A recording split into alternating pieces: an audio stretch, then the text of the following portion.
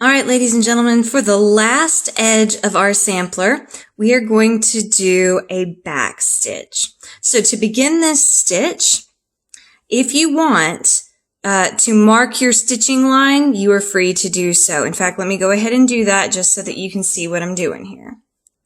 All right, I have gone ahead and marked my stitching line here, so we are going to get started with this line of back stitching. I'm holding the wrong side facing me, and I'm going to begin by dropping my needle in through the wrong side and pulling until the knot catches on the fabric, like so. Then I'm going to bring my needle over as if I were going to do a running stitch. So I'm coming over about the length of a single running stitch and bringing my needle back up through the fabric. I'm starting to get a little bit of tangling going on back here. If you see this begin to happen, just very gently tug on the threads until that smooths out. If this becomes a consistent problem, you can always wax your thread by running the thread over a soft candle like a votive candle or even over some beeswax just to help keep the threads from tangling a little bit. So now that I've got that first stitch in place, that's actually the first half, and it's called a back stitch because I'm going to keep backtracking over myself.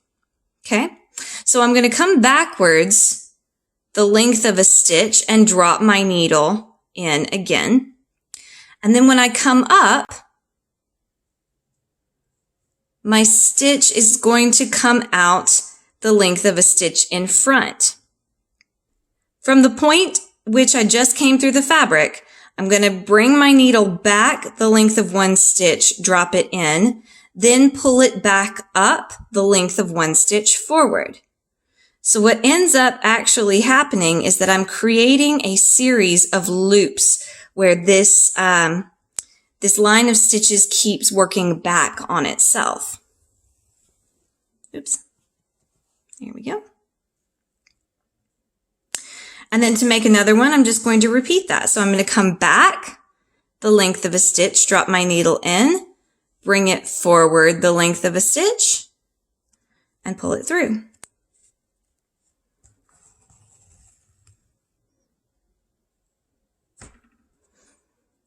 And just keep that going. Come back the length of one stitch, bring it forward the length of one stitch, pull it through.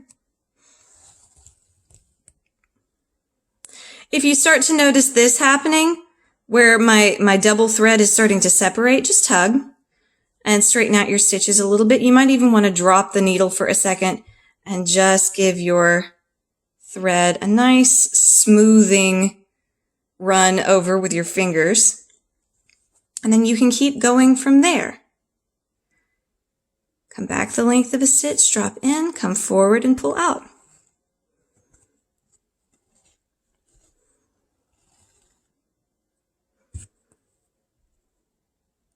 Keep tugging as you go, just so that you can prevent the fabric from gathering on you. We use the back stitch because it's very strong. This is the stitch that we would use for any seam that has to take stress. So for example, if you find that you have a hole in the shoulder of a shirt and you want to repair it, you need to use this back stitch for that. My stitches are getting to be a little bit big, so I'm going to work on making them a bit smaller as we go here. You really don't want them much bigger than a single running stitch would be, and I'm starting to get some solid length on this here. So I'm just going to work backwards and decrease the size as I continue on forward here. So as I was saying, you really don't want to use this for anything, because it does take a lot more time. So you don't want to use this stitch on anything that is not going to take a lot of stress. It's not necessary. But any seam, like, for example, if you are repairing a hole in the place where your sleeve meets the yoke of your shirt on your shoulder, if you are repairing a hole in the thigh seam on a pair of pants, then you are going to want to use this back stitch because it's a lot stronger. And the smaller you can make these individual stitches, the stronger this line of stitching will be. And again, if you start to see that thread wanting to do that little weird separate-y loopy thing, just take a moment, smooth it out before you continue on. So I'm going to finish up this line of stitching real quick.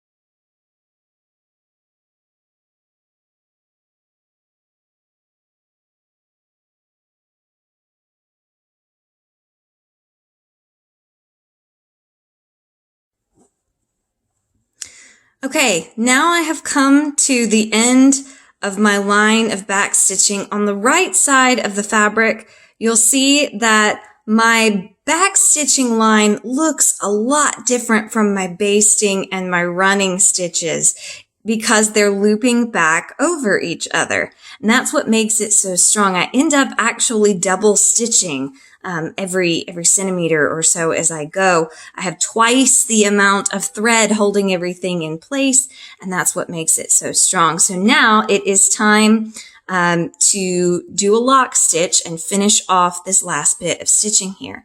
So I'm going to finish my last stitch or two. Actually, it's just going to be one to finish us off here. And then I'm going to do my lock stitch. So I'm going to come down and back up to create a single loop, a single stitch, and I'm going to not pull that all the way through so that you can see what I'm doing here. Let me let that focus. There we go. Okay, so that's a single stitch. I have not pulled it tight because I'm trying to show you exactly what's going on here. So this is the top of my loop and this is the bottom. Okay, so that's a single stitch.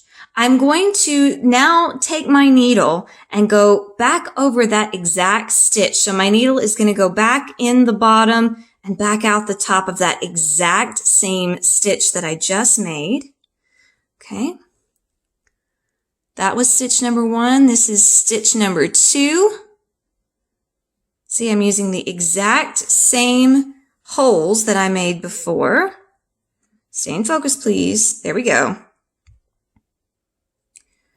Okay, we're starting to want to tangle a little bit. All right, that's stitch number two. Now, on stitch number three, I am not going to pull the thread tight.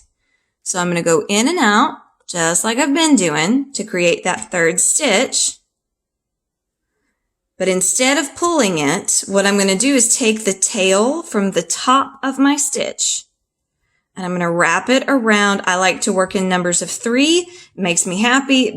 You can do 5. You can do 17 if you want. I think that's a waste of thread. But I like to work in odd numbers like 3s and 5s. So I like to do 3 loops around my needle point. 1. Oh, please stay in focus while I'm doing this. Hang on. There we go. Okay. So I'm bringing my tail around my needle point 3 times. There's 1. Back in front, bringing it around for time number 2, and then one more time all the way around time number 3. So now I have 3 loops around my needle, and what I'm going to do is I'm going to keep my thread really, really tight against my last stitch by holding it in place with my thumbnail, and I'm going to pinch really, really hard on that fabric so that it's kind of a struggle to get my needle out. I might even have to wiggle it a little to work it through. What that's doing is that's holding that knot in place until I can get it good and tight. So I'm going to pull the thread out and pull as hard as I can. And what's happening is it's making this nice flat knot right there. It's a bit difficult to see it because it's kind of buried down in my fabric. But once I've got that in place, Stay in focus, please. Autofocus is the worst.